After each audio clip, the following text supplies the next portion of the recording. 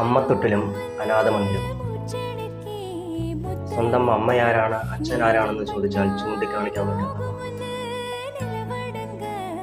10 മാസം ചുമന്നുപറ്റ ജീവിതത്തിൻ്റെ പകുതി ചിലവഴിച്ച അച്ഛനമ്മമാരെ ഒഴിവാക്കുന്ന അനാഥമന്ദിരം. ഈ ഒരു പ്രവൃത്തി ചെയ്യുന്നവർ നിങ്ങൾ എപ്പോഴെങ്കിലും ആലോചിച്ചിട്ടുണ്ടോ? നിങ്ങളുടെ ജീവിതത്തിൽ നിങ്ങൾ സന്തോഷം അനുഭവിച്ചിട്ടുണ്ടോ? ഉണ്ടാവില്ലായിരിക്കാം.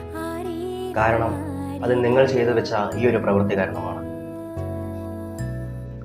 ഈ ഒരു ഭൂമിയിലെ യഥാർത്ഥ മനുഷ്യർ, അല്ലെങ്കിൽ നല്ലതുപോലെ ജീവിക്കുന്ന ഒരു മനുഷ്യർ അവരായിരിക്കാം.